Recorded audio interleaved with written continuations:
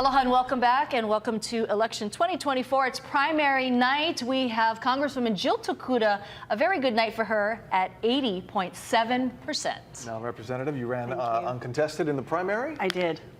Congratulations to you. You're heading to the general in November. Your thoughts, first of all, on this local election night? Well, first of all, just humbled and grateful for the response that we got. And now we know we have got a very contested general that we've got to work hard towards. You know, I think for all of us, we're really hoping that as we head towards the general, we'll see a higher voter turnout.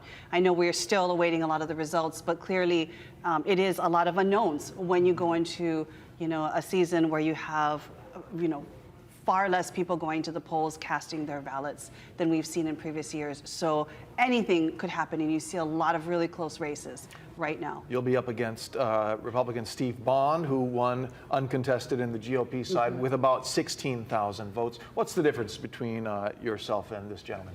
Well, I think, you know, first of all, especially at the federal level, there's a lot at stake right now. And we've been seeing that over the past, you know, 2 years, basically, with the Republican-controlled Congress, where we have literally been at a stalemate, unable to do the right thing for the people of this country. And especially in a time like this, when we are fighting tooth and nail to make sure resources get to Maui, make sure resources get to every single island, because from an affordability standpoint, when it comes to looking at housing, education, healthcare, and mental health services, we've got to make sure we have a functional Congress. And right now, that's what I want to be a part of, is a functional majority in Congress that's really going to bring it back to putting people over politics. And that's really absolutely critical. And there's a lot of differences we can go into in terms of where we stand. But when we take a look at the very top of the ticket, at Trump-Vance, and you look at Project 2025 and Agenda 47, it is absolutely devastating in terms of what it would do to resources that Hawaii relies on, and quite frankly, the rights of the people of this state and the country. You know, you're talking about resources, Congresswoman. You just got back from West Maui, a very emotional, also provided a lot of hope for a lot of people there. But $12 billion for the recovery of West Maui, that is a staggering figure. And likely it's going to rise because of infrastructure costs. I mean, everything, the cost of living is rising. So what can you make sure that the federal resources are continuing to go to the rebuilding of Maui? You know, every conversation we've had, from President Biden to every member of Congress that's come here to the members that I serve with, we've reminded them that this is not about supporting us for a month or a year or a few years. We need generations of support here in Hawaii to make sure that we can, you know, help everyone as they heal, whether it's physically, emotionally, mentally, but also the rebuilding process of homes, businesses, communities, lives, quite frankly.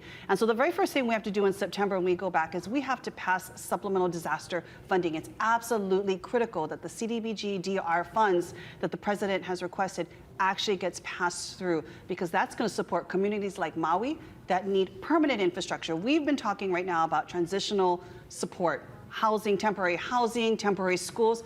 We need to start building permanent infrastructure and support that's really going to help us to reshape and re-envision our community the way our community wants it. And another thing that we've been pushing, we pushed out of Congress, I've been part of the bipartisan, you know, group that's really been leading this, is we need to get disaster tax relief passed through the Senate and to the president's desk. That means when things like the settlement gets passed on to, you know, a survivor, they're not going to be paying income tax on it. That's one of the things in the provisions. But again, we want to make sure all the help that Maui residents can get actually get to them. Are the funding issues you're talking about dependent at all on who is president, or are they really a bipartisan function of Congress getting the money to the places that need it?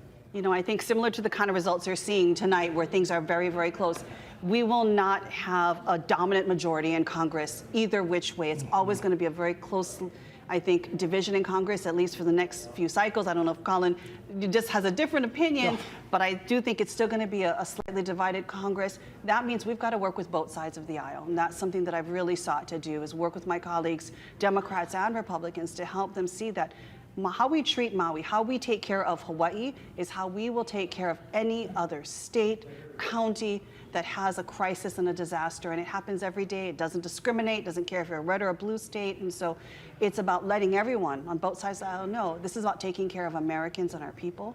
And it's something they're very receptive to. And I will say, though, that we need an administration that can hit the ground running, that's familiar with the problems on Maui, the concerns, the hopes, and the opportunities as well. And for myself, I truly do believe that a Harris-Walz ticket truly understands where we need to go next to support our community. Congresswoman, I wonder if you could just talk a little bit about how that ticket came together. I mean, you spent a lot of time in D.C. talking to your colleagues.